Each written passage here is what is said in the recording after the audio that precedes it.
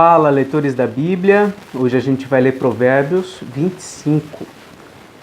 Nós estamos acompanhando dia a dia esse livro. Nós começamos no primeiro dia de maio a ler o primeiro capítulo e assim vai ser até o último mês. Esse livro de Provérbios tem 31 capítulos, especificamente o número de dias nesse mês, portanto a gente vai ler o livro todinho até o último dia do mês. Bom, nós vemos aqui uma nova etapa se iniciando no livro, que foi intitulado aqui pela Sociedade Bíblica como Símiles e Lições de Morais. É um pouquinho diferente daquela etapa que começa no capítulo 10. Ali do 10 até o 23, por aí, nós vimos que cada versículo ele tinha uma lição, um conteúdo, específico que tratava sobre o contraste entre perversos e justos. Depois dessa etapa, que não sei se terminou no 23, deixa eu ver se eu acho aqui, no 22, no 22, no versículo 16, na parte que começa aqui do versículo 17 do capítulo 22 em diante, nós vemos que não é mais cada versículo um contraste, cada versículo um contraste, não é mais assim. Agora nós vemos aqui trechos maiores, contendo unidades maiores de pensamento, E aqui no capítulo 25 que a gente vai ver hoje, mesma coisa, não necessariamente o ensino está num único versículo. Tem conjuntos aqui de versículos que compõem uma ideia geral. Vamos dar uma olhada nisso. Começando então, são também estes provérbios de Salomão, os quais transcreveram os homens de Ezequias, rei de Judá. Então observe aí que esse capítulo 25 é uma transcrição dos provérbios de Salomão feita pelos homens de Ezequias, ou seja, não foi exatamente Salomão que escreveu essas palavras dessa forma, mas foram provérbios que ficaram na memória do povo. Provavelmente Salomão falava muito desses provérbios, e aí foi ficando até que quando chegou no tempo de Ezequias, isso muito tempo depois, muito tempo não, um pouco de tempo depois, eles puderam então escrever isto, ok? Então vamos lá, o versículo 2. A glória de Deus é encobrir as coisas, mas a glória dos reis é esquadrinhá-las. Como a altura dos céus e a profundeza da terra, assim o coração dos reis é insondável. Tira da prata a escória e sairá vaso para o ourives. Tira o perverso da presença do rei, e o seu trono se firmará na justiça. Não te glories na presença do rei, nem te ponhas no meio dos grandes, porque melhor é que te digam, sobe para aqui, do que seres humilhado diante do príncipe. A respeito do que os teus olhos viram, não te apresses a litigiar, pois ao fim, que farás quando o teu próximo te puser em apuros? Só um instante aqui.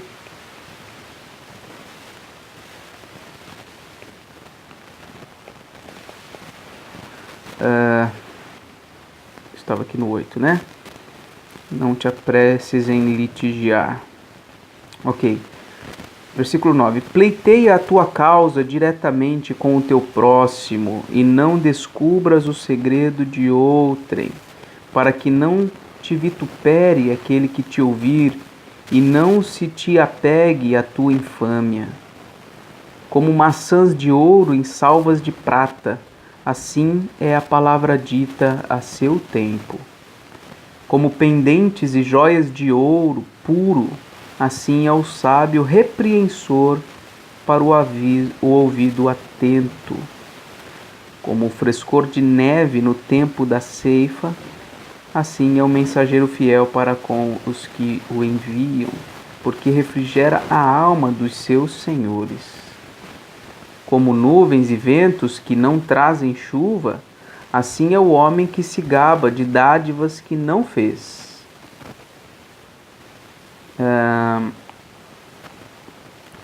A longanimidade persuade o príncipe, e a língua branda esmaga ossos. Achaste mel? Come apenas o que te basta, para que não te fartes dele e venhas a vomitá-lo. Não sejas frequente na casa do teu próximo, para que não se enfade de ti e te aborreça.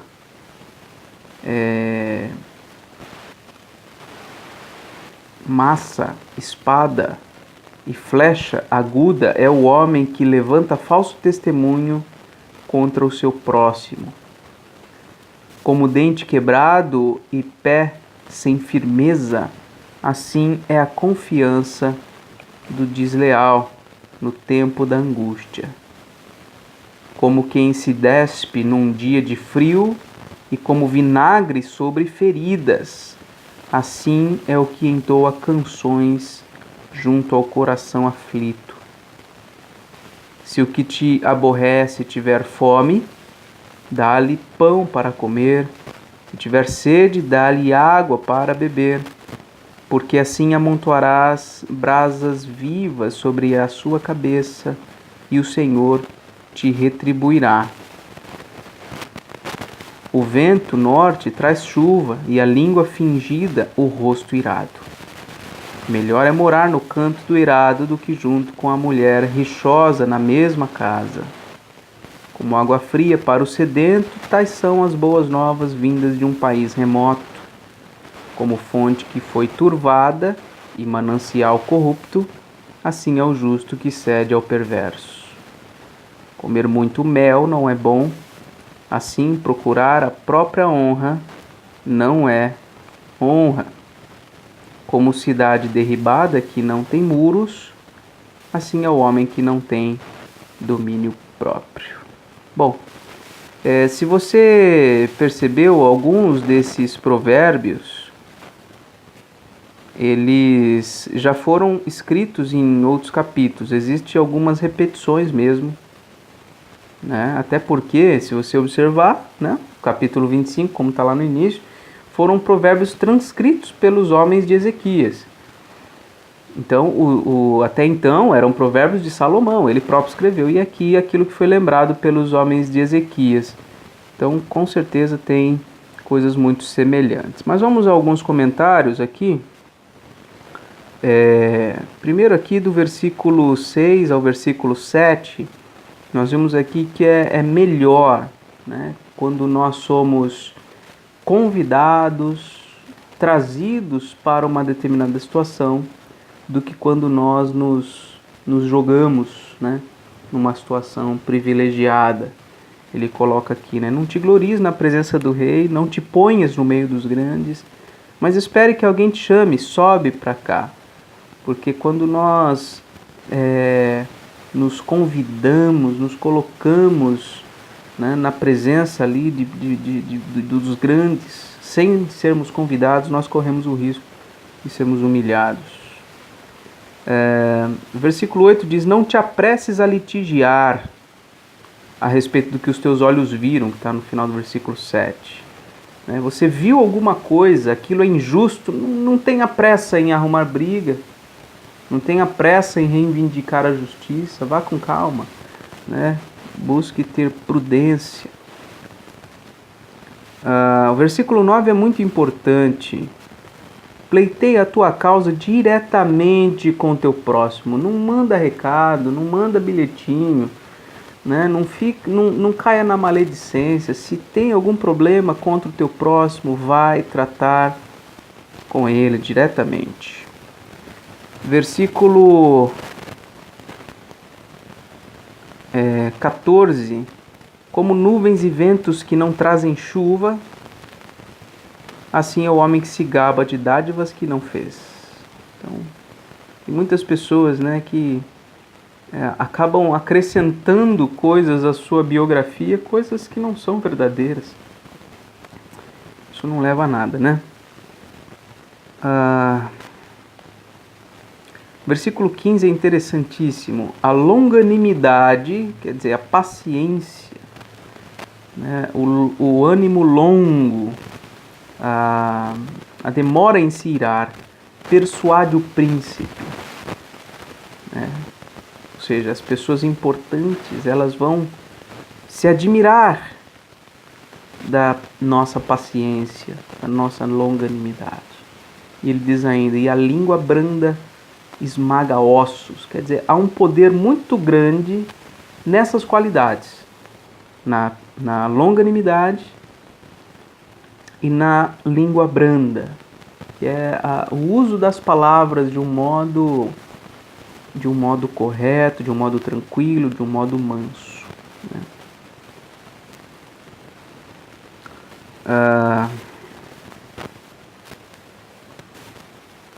Esse versículo 18 aqui, talvez alguém tenha dúvida aí, o que é essa massa, e a única coisa que eu posso dizer neste momento é que eu também não sei, tá bom? Precisaria pesquisar aqui o que é isso. Eu até achei que fosse maçã, fiquei olhando aqui, mas não tem o tio, então eu realmente não sei o que é massa. Eu sei que talvez seja alguma coisa relacionada a um instrumento de guerra, como espada e como a flecha, mas eu não sei exatamente o que significa, tá? Pelo menos não nesse momento.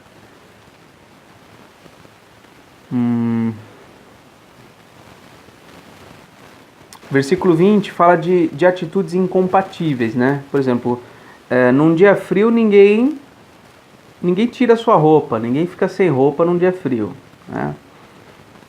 Quando alguém está ferido, ninguém vai jogar vinagre. Sabe que, primeiro, não vai ajudar a curar, segundo, que vai arder um bocado. Né? Então, são atitudes incompatíveis. Da mesma forma que é incompatível entoar canções junto ao coração aflito. E esse versículo aqui, muitas igrejas precisam entender o que está escrito aqui. Porque parece que existe na nossa cultura a necessidade das pessoas estarem rindo, estarem fazendo brincadeiras, contando piadas, até nas igrejas, e por vezes aquela pessoa que está ao nosso lado, é nítido que ela não está bem, que ela está aflita, e mesmo assim as pessoas estão o tempo todo querendo rir, querendo brincar, aquela coisa toda, e se esquece às vezes daquela pessoa que precisa de uma atenção especial, precisa que alguém chore com ela, converse com ela, que alguém sinta a dor dela, para que Deus possa ministrar ali naquele coração.